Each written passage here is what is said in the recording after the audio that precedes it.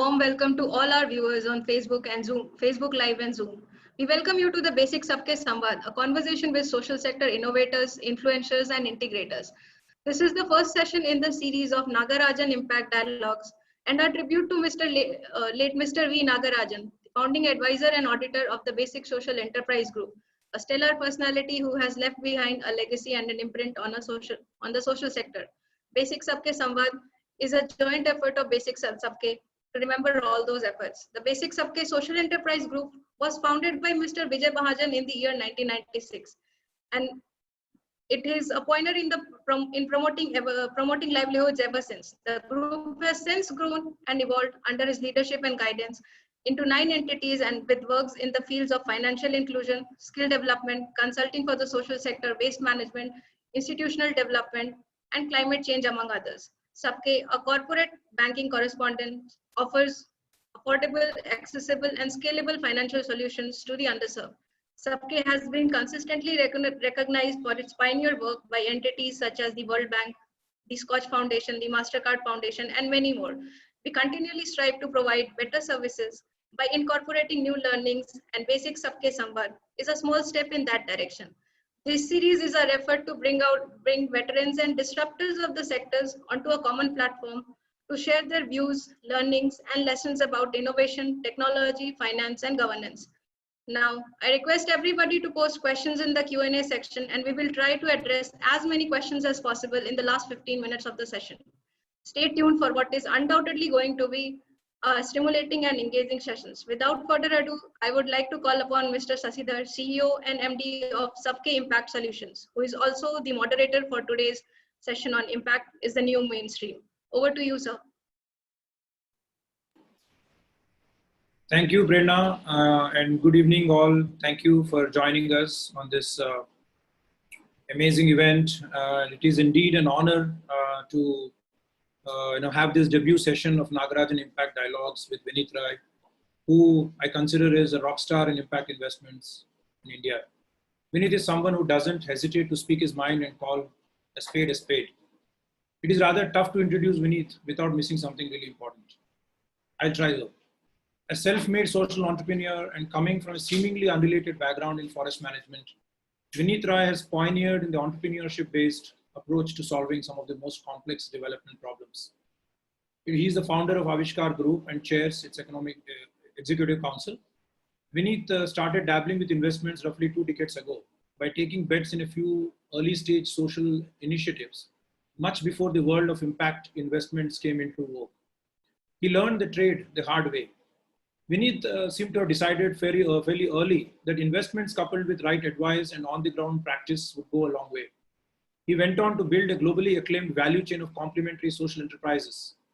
Aavishkaar Group's ecosystem includes Aavishkaar Capital, a pioneer in equity-led impact investing, Aarohan, one of India's largest new age microfinance institutions, IntelliGrow, a specialized lender and to small and growing businesses, Tribe, a fintech player, IntelliCap, a thought leader and advisory business with focus on sustainability, and Sankalp Forum, one of the world's largest inclusive knowledge exchange platform.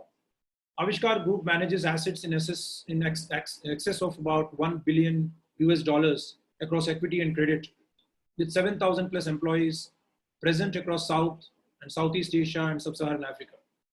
Vineeth has received numerous awards, including Impact Investor of the Year by News Corp, Porter Prize for Strategic Leadership in Social Space, CNBC TV18 Award for being the Catalyst Fund for India, G20 SME Innovation in Finance Award, UNDP IBLF ICC World Business Award, and Lemelson Award for Social Venture Investing. He is an Ashoka Fellow and honorary member of XLRI Alumni Association. Vineeth and Aavishkaar Group were featured on the cover page of Forbes India magazine in January 2019 for their cutting-edge, impactful work. Welcome, Vineeth, and thank you for having you here, and thanks for taking time out today. There's no better way to pay tribute to V. Nagarajan, who has played such a massive role in developing the sector in his own area of expertise. So today's conversation is titled Impact is the Mainstream for a reason.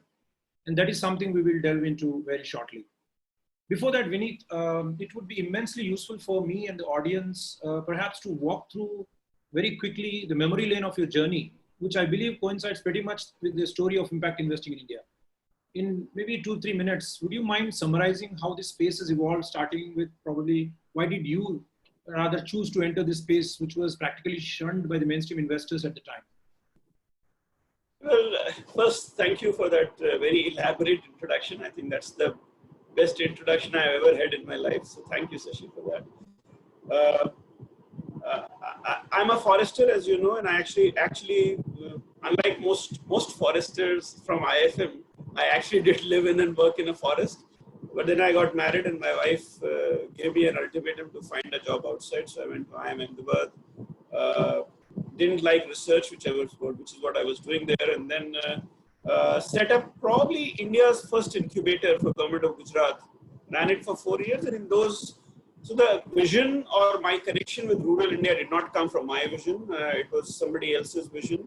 Keshubhai Patel, who was the Chief Minister of Gujarat, wanted to actually do something for the farmers of Gujarat, and Professor Anil Gupta at IIM Ahmedabad had the vision that an incubator to help innovations from farmers will work.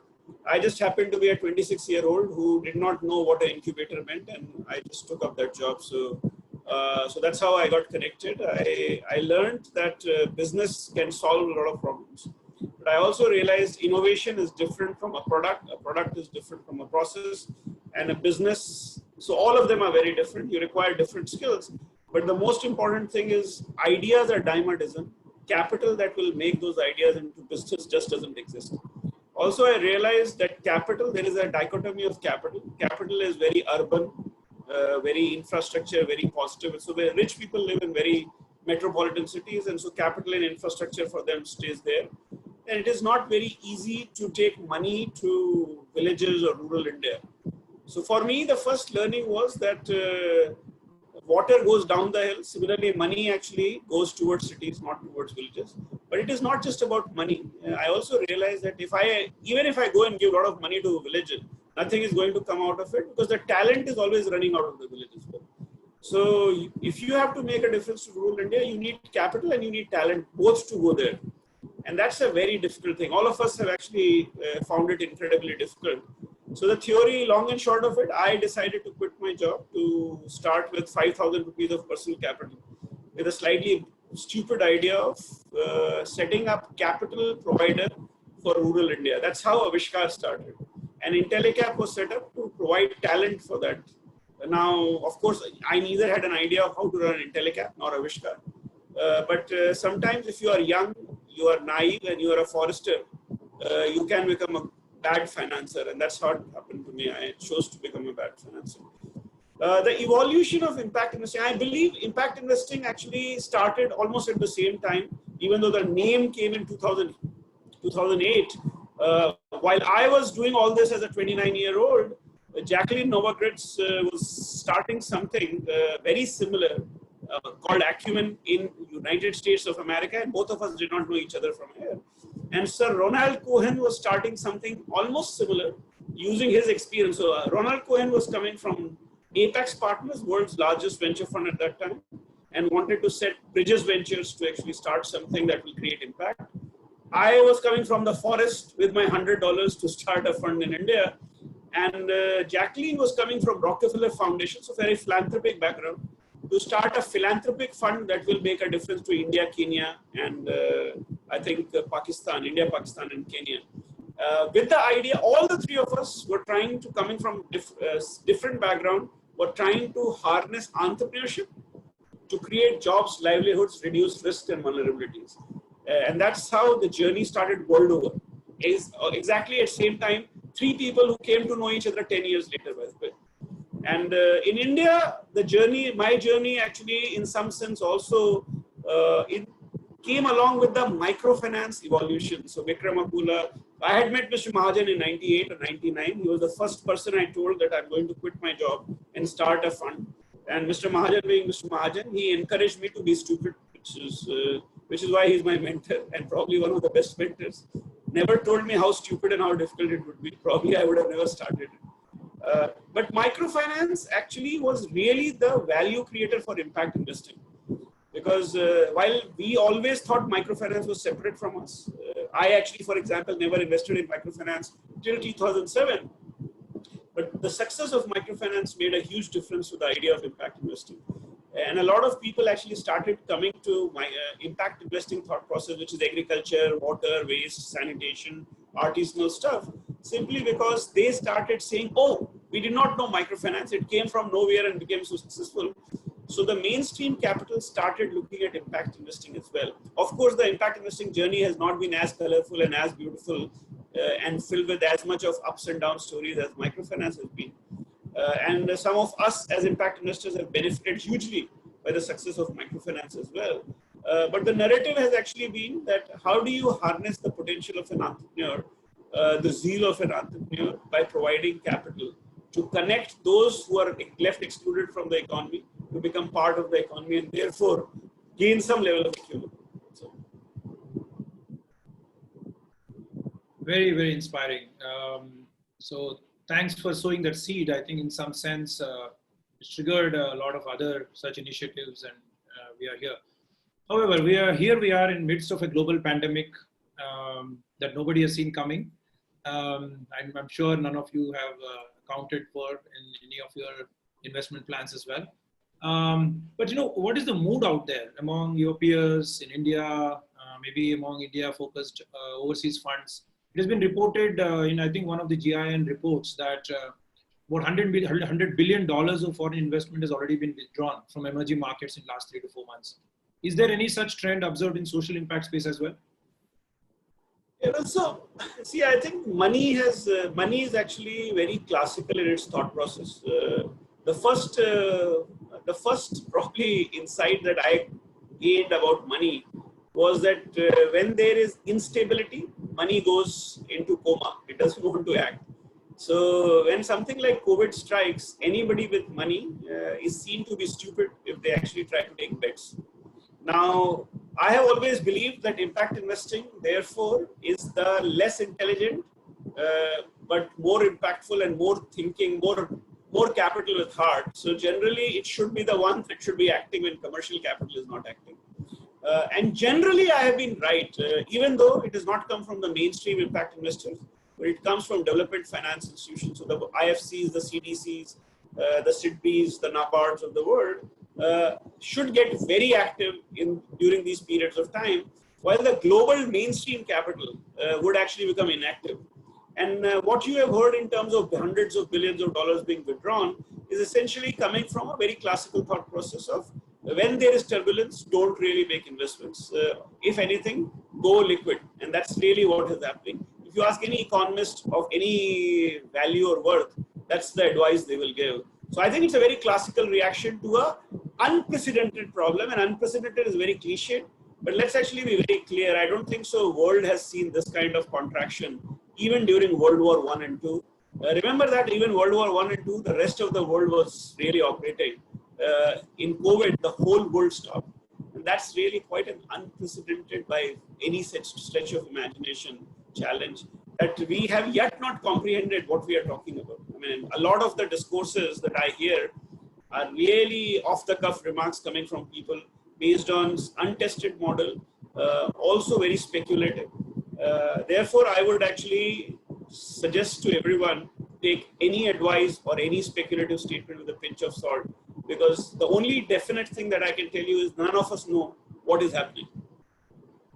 Yeah, so fair enough, and it's indeed money is money, so one has to treat it the way it is. However, you may be aware, I've spent some time, with the impact funds myself in my career before returning as a practitioner again.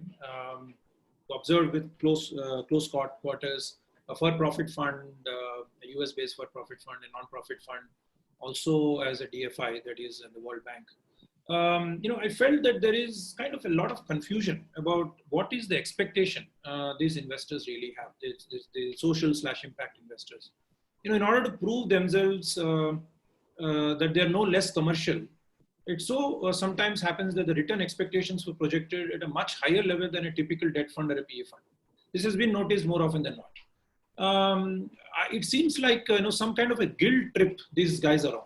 What is your view on this observation? You need to show higher returns to support the claims for impact, or is it because the quote unquote greedy capitalists have entered the space and spoiled the game. So you need to sort of focus more on financial returns and just write impact on reports. And I mean, am I being unfair here? Well, I think so let's actually try to first understand how it starts. So the road to hell is paved with good intention. It's actually a very nice dictum, but that applies to all of us. It happened to microfinance as well. It happens to any society, any this thing. I think impact investing, the thought process, in my view, has very little to do with impact or investing. It is actually a challenge to capital. And if you look at just the idea of the power of impact investing, you are essentially going and challenging the hegemony of capital. You are trying to tell those who are investing for greed, those who are investing to return at all cost, that, hey, there is a reason why you should make returns. And that reason is that the world should sustain and the world should be a better place. Now, nobody has done this or paraphrased this better than Sustainable Development Goals that have been signed by 193 countries of the world, which say that we want to imagine a world free of hunger, free of inequity, and free of poverty, not very far, 2030. Now, the imagination of Sustainable Development Goals are very beautifully encapsulated in the needs of what impact investing is. The challenge with impact investing is it came up in 2001 with all of us coming up with different ideas, different thought process, and got a name called impact investing in 2008 when some of us got together and said, how do we call ourselves the same by same name? And impact investing was conceptualized as a name there. The key challenge is we are all trying to use the power of entrepreneurship to bring about a change.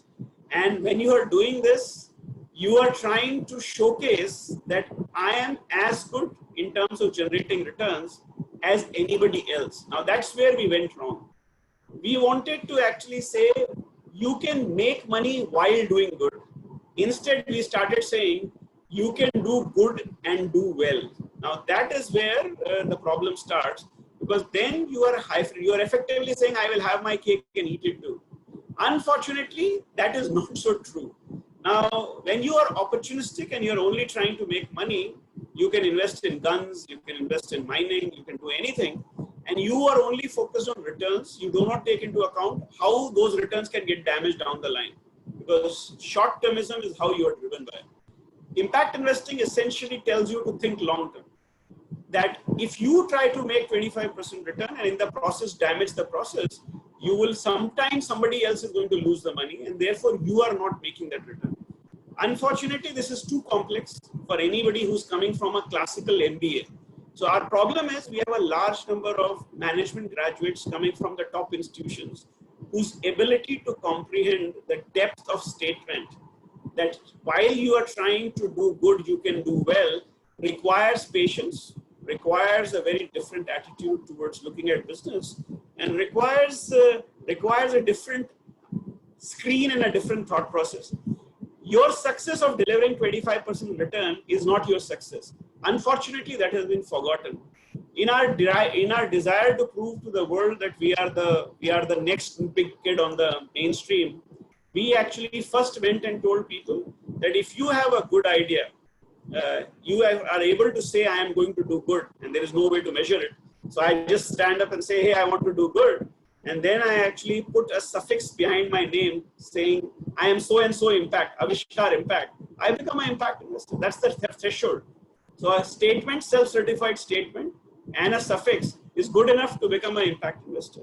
And then there is a second mythical question which you are talking about. Generating returns and making impact. And how do they get hand in hand? And one of the funny things that is that I have not seen any correlation into making impact and returns. Sometimes you make very high returns, making very high impact. And sometimes you make a lot of impact and no returns. And sometimes you make no returns and make no impact as well. So everything is possible. I think my definition of impact investing has been you walk into a slightly difficult area where commercial capital is not willing to deal because the ecosystem is broken and there is a very limited arbitrage available from a risk reward paradigm. You go and take a risk. If you become successful, you might actually hit the ball out of the park, but there is a chance that you will have high chance of failure. And this risk reward does not fit into a venture capital category. which is also a risk-reward paradigm, but in an evolved ecosystem. And that's really what impact investing is. Of course, some people have challenged and said that's not necessarily what impact investing is. It is far broader. And you can come up with new tools that actually give you low returns and low and high impact. And some have said we will actually take high impact and high return. So there are different proponents of it, but I don't believe that you can actually have your cake and eat it too. So there is going to be a give and take if you are an impact investor. I think that's an honest admission in some sense in terms of making it realistic in the sense that how you balance the two. But then, there is this whole notion of measuring the impact, right? How do you then count from an investment perspective? There are all these metrics that you see, there are school enrollment rates, there are health outcomes of a community or a country, number of people accessing or number of adults accessing credit, things like that, which are quite pertinent to, let's say, a specific institution. But how do impact investors claim success in this area, right? Do you take the credit of all the work the underlying investing company is doing, or is it only proportionate to your investment? Do you take claim for the incremental impact post investment? Do you take the cumulative? How does this thing get resolved among investors? So I think, Shashi, it's a very interesting question and it's a very long debate. I actually had a very radical position on this. And if somebody has read my impact reports, I actually took a position that as an impact fund, I don't make any impact, because the impact is being made by the enterprise. And my only impact that I am making is finding that entrepreneur and giving him the money or her the money. So how can I claim a right over the impact that entrepreneur is making? And so Aavishkaar's philosophy has been slightly different. We took a view that first and foremost, we are actually making impact as a fund. And for the only way to measure my impact is the quantum of risk I'm taking, whether I'm going into low income states, whether I'm working with a first generation entrepreneur, whether I'm helping somebody who has never run a business start a business, whether I'm helping him build a business in Samastipur or in Mumbai or in Orissa, etc., etc. And those things actually make me unique and different. Now, if I have actually built a governance system in a company where you have women in the board, there is gender sensitivity, gender balance, you are providing all kinds of rights and privileges, that's how we see our impact. Now, of course, my companies make impact. My companies have outreach, they go to lend to women, they actually are creating water, sanitation, agriculture, healthcare, this thing. We report their performance. That's not my impact, but I report their performance. Aavishkaar supported companies have generated 250,000 jobs and livelihoods. Now, Aavishkaar did not do it. Aavishkaar supported enterprise. My ownership has no meaning. Whether I own 10% or I own 90%, it has no meaning because it has not been done by me. The ownership is a fact of amount of quantum of capital I did. So if I paid the investment when the entrepreneur did not start the company, then for the life of the entrepreneur, I can take all the credit because without my money, the entrepreneur wouldn't have started. It is also possible without my money that entrepreneur would have started and would have continued with somebody else's money. So then I don't have a role there. And so I actually personally believe that a lot of reporting that people do is slightly vague. It is also not intelligent because people are not really questioning themselves, oh, what is the role in creating the impact? But I think there is a value to the idea of impact, and therefore there are two frameworks that people have been talking about. One is called the ESG framework, which is a framework and a classification. So again, people get confused between impact and... So Aavishkaar has an impact policy, and I'll just tell you what an impact policy is. We first actually put in a screen, and this screen has evolved. Any entrepreneur who walks into our door first meets that screen. That screen asks some basic questions. Why are you doing what you're doing? And we need to hear your story, and that story must connect. Then he says, okay, I am an impact investor. So why are you an impact investor? Do you actually work with people? You are creating jobs and livelihoods who are people who are coming from the lower economic strata, or you are reducing risk and vulnerabilities in the life of people coming from lower economic strata. And so we ask these kinds of questions, and then based on the screen, we make a decision, mostly a subjective decision, yes or no. Once this is yes or no, there is a diligence that happens.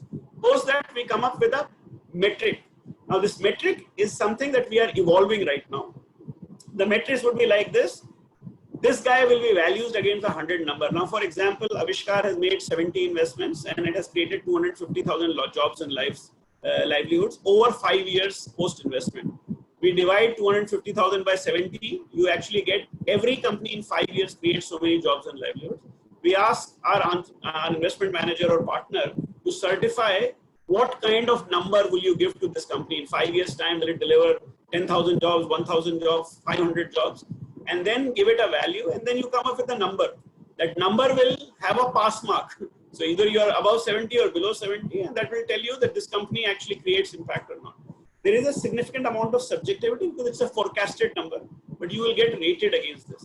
Then we do something called benchmarking, which is part of the investment memo, where you go in and actually say, okay, guys, you are saying you are going to create jobs, you are going to create livelihoods, you are creating risk and vulnerability. How many jobs you have created as on date? Let's say 15 jobs, 500 livelihoods. And then we will say 5 years down the line, about 1,500 jobs, 15,000 of 1,50,000 livelihoods. And then the investment manager is measured against how it goes over a period of time. But we connect all these metrics to the commercial numbers, because we know jobs will be created only if the company grows. If the company doesn't grow, the job will not get created. So impact metric is in some sense very synonymous to the business metric. And then finally we do is produce an impact report every year where we actually try to share our learnings on the idea of impact. This is how Aavishkaar's impact metric is. ESG metric on the other side is a risk classification, where you say, I'm giving money to this guy. There is a risk classification A, B, C, D. And if it is C or D, it's very low risk or no risk at all. And if it is A and B, then you see a child risk hazard or a life hazard or a chemical release or something. And then you define how you will mitigate those risks by the framework you're doing. Now, ESG is getting very popular. Aavishkaar is actually all about impact, but whether we like it or not, we also apply ESG to every framework. So we have both an impact framework and an ESG framework, which essentially helps somebody else to come and ask us and hold us accountable for what we are doing. Yeah, that's, I think, again, a pretty honest expression saying that, I don't make the impact. Companies that I invest in makes this. I hope, that's the kind of a narrative across.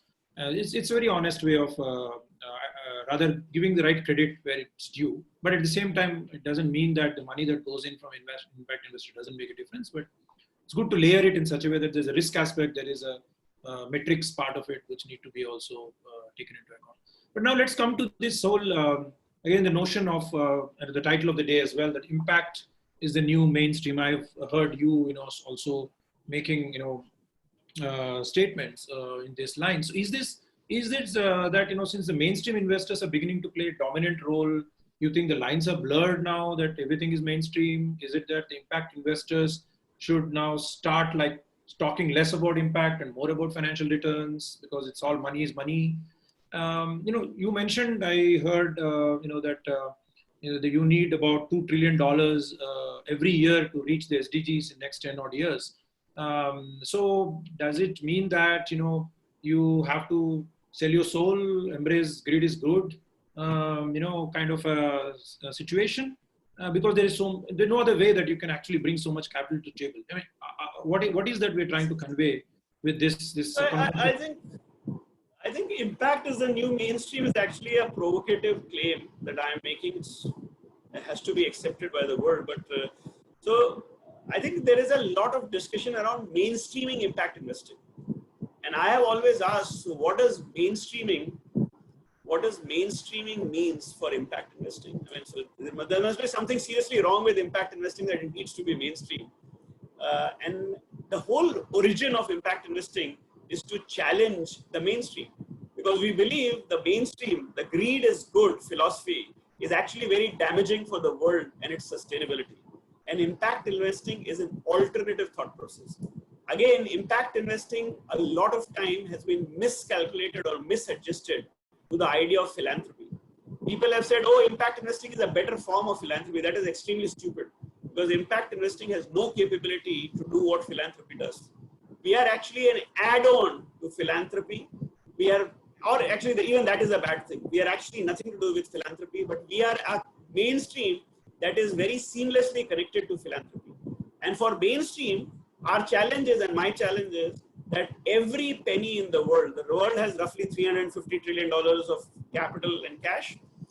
every penny of that money should be conscious of what it is doing to the world. And I think what has happened in COVID is it has demonstrated that the risks that the world faces are very democratic.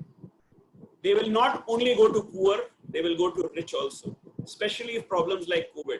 That actually puts the fear of God in the minds of the powerful, because the world $300 trillion wants to grow from 300 to $400 trillion.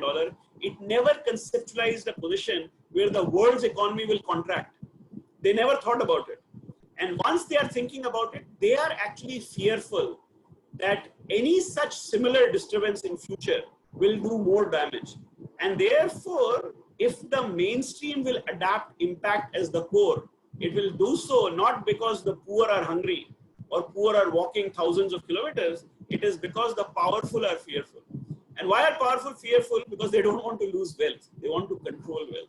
And the world changes when the main decision makers actually feel fearful. And therefore, the impact is the new mainstream is my provocative statement to the world, that 0.1% of the world that controls money, that guys, you better adopt this, because this will keep the world more resilient. And if the world is going to be more resilient, then your money will be protected. So it's in your interest to do it, not because poor needs it. And ultimately, coming to the whole idea of sustainable development goals, that's actually a vision of the governments of the world, not mine, not yours, where they want a world without hunger, without poverty, without inequity. If it has to happen, I was part with this business commission where we wrote this report, where we said that, and this was written in 2018, and we said you require $2.5 trillion every year for next 12 years, roughly $30 trillion. But that's only 1% of global capital. It's not a large amount of money. So it's not a dream that cannot be imagined. But it is also a very significant dream, because the global governments of the world, including the World Bank and all the governments, that includes US and the Indian government, all put together have only $270 to $300 billion of donor capital. So the ask is 3 trillion, the donor capital is 300 billion, but the global capital is 300 trillion. So it is 1% of the global ask, but 100x of the global donor capital. And so you have to move this forward. And therefore, my personal belief is impact has to be adopted in the mainstream, because the mainstream doesn't have a solution for a dying world. And for that, and nobody wants to die, and nobody wants to lose all the wealth. So that's where the whole theory is. So in some sense, it's a call for action by those who control capital and try and see, this as a opportunity and perhaps be more conscious of their investment they're making. It's both a request and a warning. Okay, yeah. Great. So now, but then there are all these innovative ways of also coming, raising capital. India, again, has mooted this new idea of social stock exchange. I know you're on the committee, right? So with all that you respect to the confidentiality aspects, because it's still not a fully formed entity. There is a draft out there for public comments. But what can you share to educate us about this seemingly revolutionary idea of attracting capital for impact? Is this something that is going to solve some of that gap in the capital that we are seeing? I think so. I think let's actually first start by, and I think there are lots of myths about it. And I was actually telling somebody that I think that people are a little confused. So I think the first and foremost, social stock exchange is a great idea. It is coming from the government, so very progressive idea. Now, what is it that the government wants? India has a very evolved social enterprise, for-profit social enterprise. There is also a fairly evolved, very evolved not-for-profit space in India. Now, or if you go and ask any not-for-profit leader or any entrepreneur in social space, they all say we don't have money. Now, social stock exchange is probably being seen as a panacea or a market money manufacturing place. Unfortunately, stock exchanges exist. They do not manufacture money, but they actually create a very engaging platform where money probably can find what it is seeking for. That's really the idea. Now, there have been other platforms, social stock exchanges in the world, but most of these social stock exchanges were experiments on stock exchanges and not necessarily a regulatory initiative by a government of a country. In that sense, what is happening in India is unparalleled, the whole idea of a social stock exchange. Second, it has nothing to do with the idea of creating a new social stock exchange. It is an idea of using a stock exchange to create social capital. that's the second part of it. We don't believe, and this committee has been very wise in that sense, has said that we don't want to create a new social stock exchange which itself will become an experiment.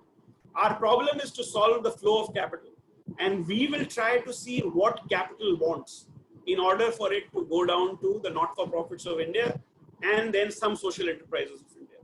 My belief is the government is extremely committed to the idea of taking significant amount of capital through the use of securities to the not-for-profit institutions of India. And that actually, in my view, may open up a very new cache of capital that we probably have never seen. Now, this would also probably align and bring in the international capital as well, both for for-profit and not-for-profit enterprises. And there are some very innovative instruments that have been thought about.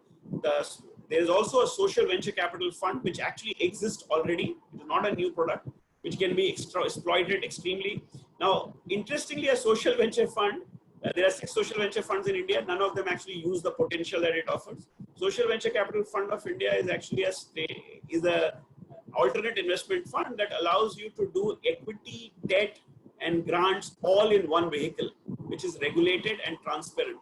So what India is trying to do using this social stock exchange is create regulation, oversight, regulatory oversight, transparency, and a very high-tech interface for somebody who is actually coming from a not-for-profit or for-profit world to access those who are actually either sitting far away or seeking significant transparency on impact as well as on returns.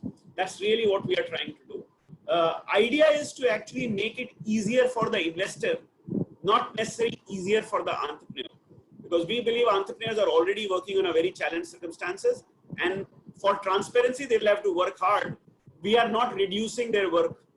We want them to work harder so that the quality and transparency that can be showed to capital so that it can flow to them can be done. We also believe there is a need for a significant ecosystem to be built for any of these guys to actually really access that capital if we are able to attract that capital. And then finally, to attract that capital to social stock exchange, a lot more market making needs to be done. So there are many things that needs to be done to create value. So long and short of it, I believe this is a path-breaking idea, but it is not going to deliver returns or it is not going to deliver money until unless the entire ecosystem is built. So one should look at it as a 5 or 10 year time frame rather than into a 6 months, 12 months or 18 months time frame for it to really deliver results. But it does definitely sound quite revolutionary. I mean, it's like a way to unlock some patient capital that probably is out there. Absolutely. Looking for the right opportunities. So before we open it up for questions, Vineet, I cannot let you go without hearing some advice to the budding or already running social entrepreneurs. And there's so much energy, enthusiasm out there, thanks to the inspiration we all draw from people like you. But we are in difficult times, right? So what is the advice to these guys who are in different stages of building their dreams to change the world in their own way, but not bereft of any risk? Today we are going to in the midst of biggest risk the globe can offer. So what is the advice that you would give at this time? Enjoy. First is enjoy yourself, because if you are not enjoying, you won't survive. That's one. Second, I think passion is important, compassion is important, but more than compassion and passion, perseverance is going to take you far. So I hear a lot of very passionate guys, but they have no clue what they are talking about. So basically, dirty your hand a little bit, try to figure out what it is. Don't try to change the world in 3 years. It didn't happen. I started 22 years back and I'm still struggling. Many others started much before me, and they are also still struggling. So don't expect miracles to happen. I think the most important thing that I can tell you is look for a problem and don't come up with a solution in search of a problem. 99.9% of the guys I meet have a solution to offer for a problem that they don't know. There are enough and more problems that you can see around, and some of our portfolio companies are a great example of the solutions. You have to, for example, I used to see this pile of what you call waste being piled up in Devnar and Ghazipur in Delhi, and I actually used to wonder, can I find an entrepreneur who can convert this waste mountain into a profitable business without government being a payer? And lo and behold, I have put in 100 odd million, 100 odd crores in this company called Nepra, where we met these two young guys who on their own were trying to actually do something, doing a few lakh turnover. Today, they are actually doing 600 tons of waste recycling a day, 600 tons a day, all in 6 years. All in 6 years, from 0 to 600 tons per day, all in 6 years. Now, so if you know a problem, India, every problem is so large. Now, this company will, in my view, in my prediction, is going to be India's first billion-dollar unicorn doing waste, cleaning India. It's going to clean India and make $1 billion. Now, there are hundreds of companies you can build, cleaning India, treating India, supporting India, financially including. We have seen how many $1 billion you can build. Find a good problem, solve it. You will actually create and solve problems. You will create jobs. You will change lives. Don't try to actually give solutions without knowing the problem. Great. On that very inspiring note, let's see. Let's tackle some questions. We have some 15-17 minutes for the show. So, Prerna, do we have any questions gathered from the audience? Yes, sir. Actually, we have a lot of questions in the audience from the audience, and that was a very great session, sir. The first question we have is: in the brave new world of mainstreaming impact finance, advocacy with governance will be an essential part of our strategy for the polity to accept this. What, in your opinion, what is your experience? What has been your experience so far, and what is your strategy with this regard? It's too complex a question. I actually couldn't understand what the question is. How does advocacy with government play a role in this whole mainstreaming impact investment? So yeah, I think see, the problem is that government is probably the largest player when it comes to those who are actually disenfranchised, playing a role in their lives. Government plays a very large player. Not engaging with the government is quite unproductive, irrespective. And my belief is, therefore, engaging with the government, and we learned it the hard way in microfinance. We created MFIN. Actually, I don't know how many know the story of creation of MFIN, but we had all realized in microfinance there is a problem. Funnily, we organized a risk conference. The outcome of that came out MFIN, and we hosted MFIN for 6 months in Intellecap office in Hyderabad after creating it. But unfortunately, that did not stop the creation of the microfinance crisis of 2010.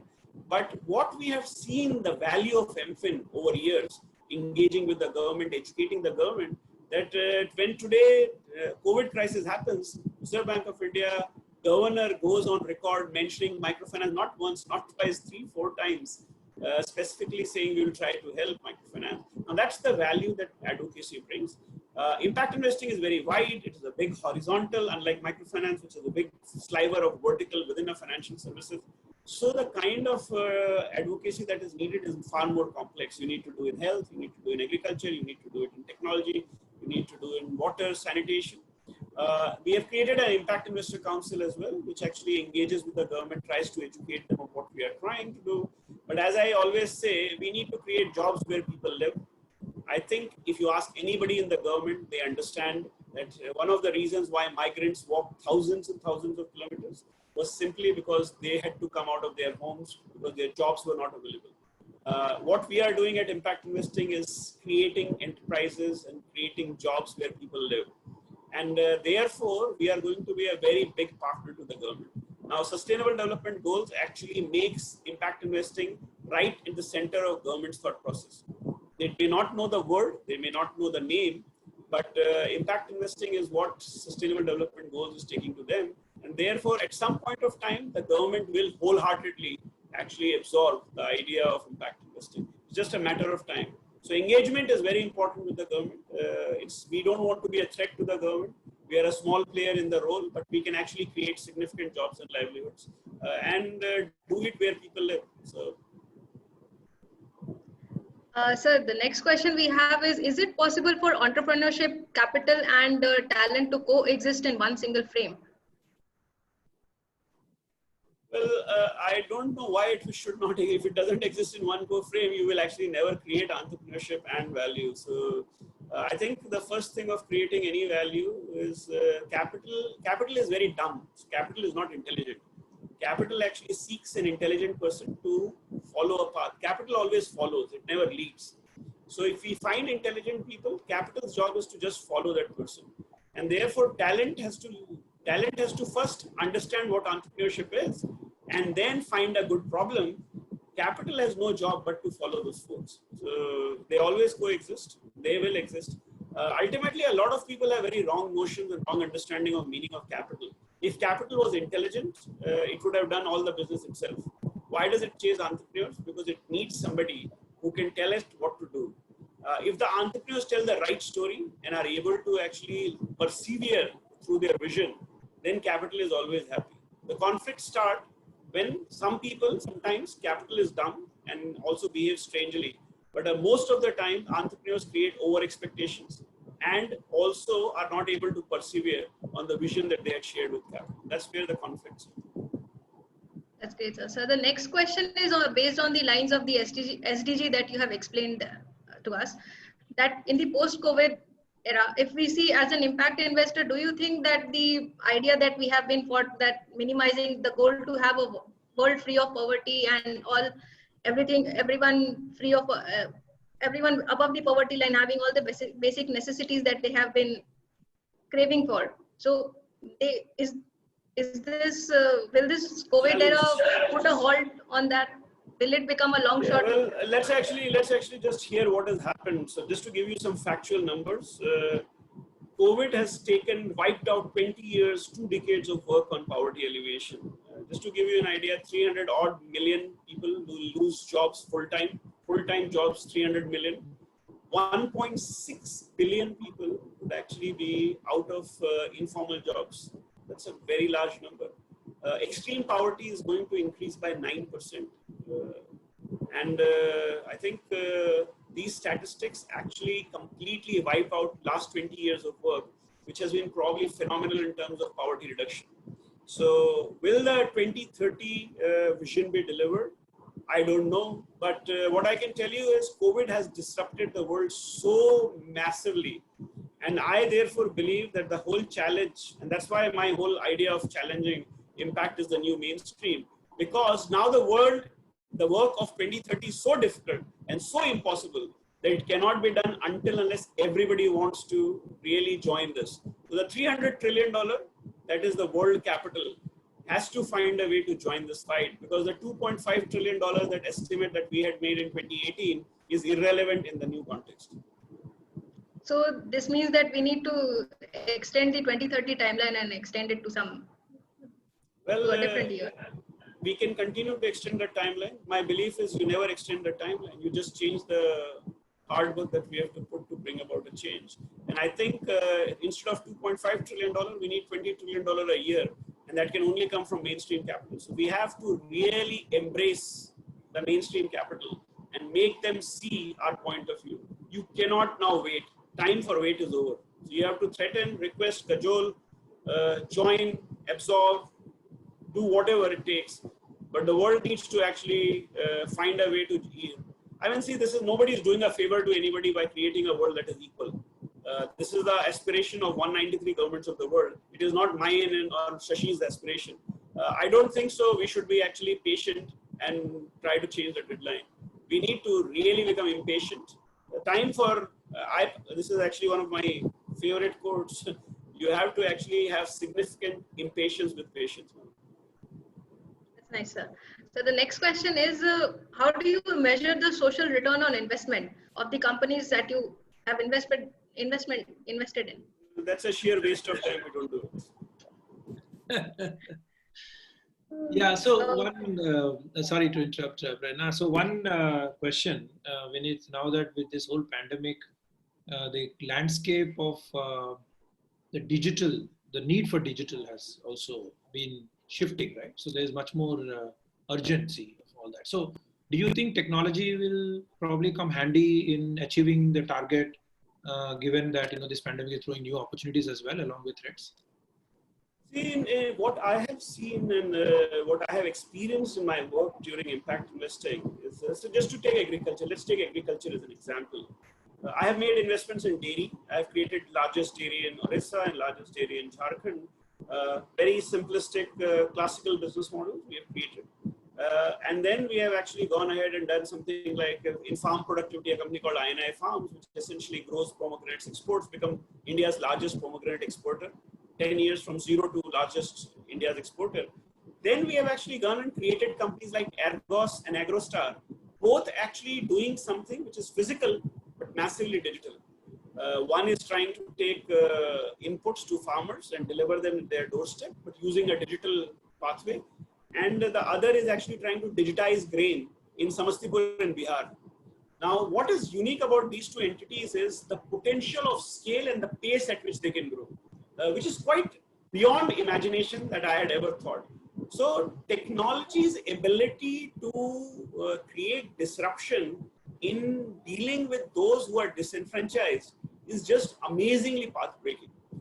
The appreciation of technology that I had in last 10 years on its ability to create scale, and in microfinance as well, even in Arohan for our own microfinance institution, we are 100% paperless, 100% disbursement is cashless, 54% collection is cashless, and it has all happened in last 12 months, 18 months. Now, the moment you actually have this kind of ability, this ability only comes when you are able to go digital. Also, interestingly, one of the visions when we acquired Arohan was that I always saw microfinance as a cash logistics business. So it was never a financial inclusion business, but a logistics business. Our claim to fame was we were delivering cash to people in their hands. Today, we wanted to be a financial inclusion company where we help the individual at the end migrate to the efficiencies that was created.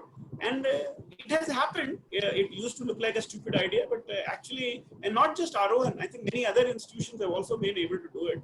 So it's quite remarkable. And I saw it in Africa as well, where just out of compulsion, everything is digital. So they don't have a concept of taking cash around. So it's quite fascinating to see how challenges allows transitioning and transformative changes to take place. And technology, therefore, is going to be very, very vital for the pace that we are looking for SDGs going. So in the same vein, there are some questions from audience also on this area that you think AI is going to be a big thing for the social sector, with the technology also taking the lead. Yeah, I think AI, ML, these are all cliches. I mean, neobank. I mean, I'm actually a little tired. Artificial intelligence. What is it? Artificial intelligence is when the computer itself has the capability to recorrect itself using all the algorithm it has. Of course, anything that is intelligent or tries to mimic human behavior will have a role to play. Yes, it will have a role to play. Will it have a bigger role to play than something else that will come tomorrow? I don't know, and I don't think so. So I just treat AI as just another technological thought process. I have actually gone through all the discussion from Ruby to Ruby on Rails to whatnot. I had zero understanding of each one of them, but I looked at each one of these thought processes, and every time I heard that this is going to change the world. Similarly, I've heard about blockchain changing the world. Similarly, we have heard about ML, machine learning changing the world. Yes, all of them will play a role in changing the world, but these are instruments to change the world. They are not to change in the world. So, Prerna, you can take a few more questions, I think. Yes, sir. Yes, sir. Sir, what are your views on risk associated with high impact, high cash burning companies? So, Prerna, first, I am not a sir because the Queen has not yet knighted me. So when I will let you know. My name is Vineeth. The second is that anybody who is burning cash, I don't see any impact in a company that burns cash. So anybody who actually is excited about burning cash, I don't know where they see impact. But if they have all their cash, personal cash, and they can burn it, I don't have a problem. Yeah. So the next question is, what does the impact situation looks like in the post-COVID era, which has actually forced most of the companies, most of the sectors to go to realize the importance of digitalization in their operations? So I think digital is, as I said, I think whether it's post or pre-COVID, if you are in the space of impact, technology is very crucial and critical.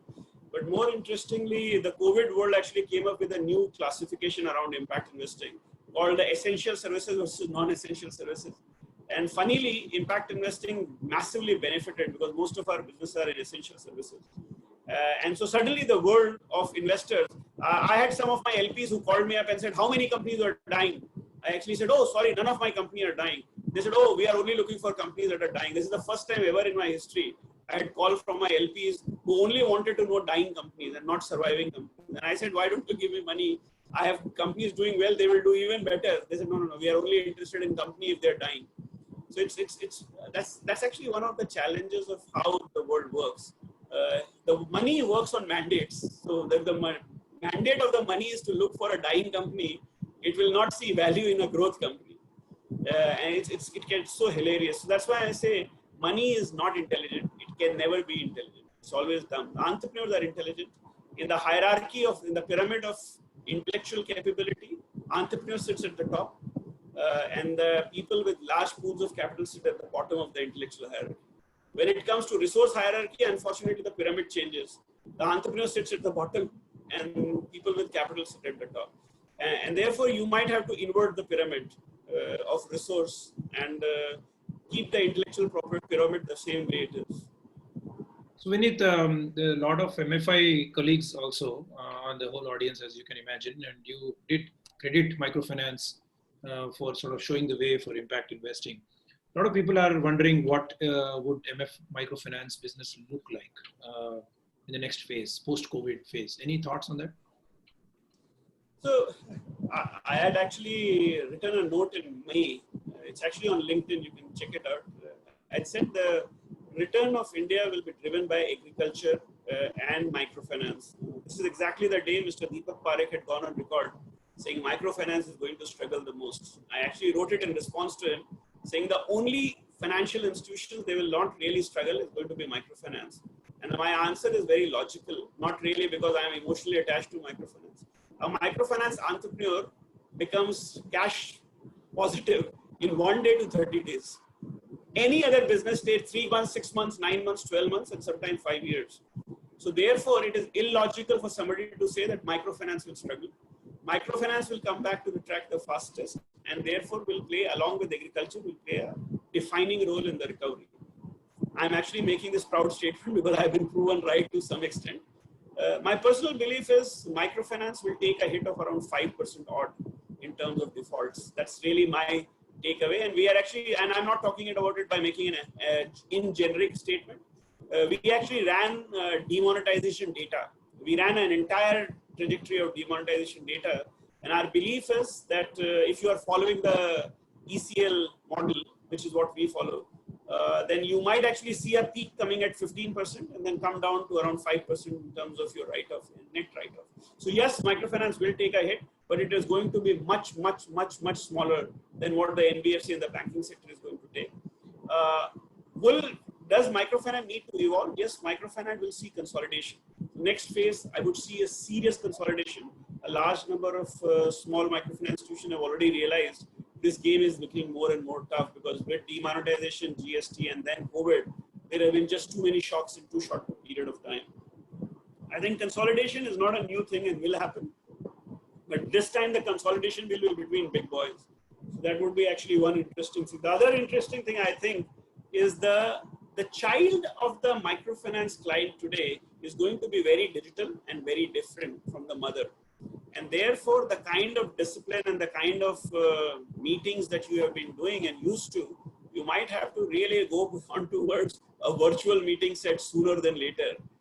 You would see a fairly significant digital behavior because the daughter of the lady who is your current client would not be able to tolerate the kind of, I don't want to say it, but the kind of unfortunate asks we put on our clients of the discipline, time, etc. Yes, that was valid in 74, 75, 80, 85, 90.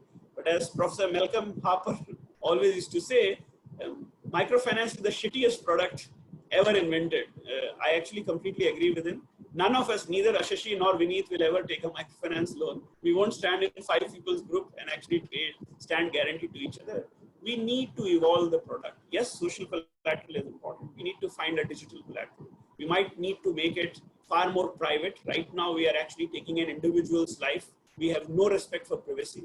So there are many other questions that will come in, which probably given that the money was more important than anything else. But as money is getting commoditized, you might have to actually move to other sensitive areas.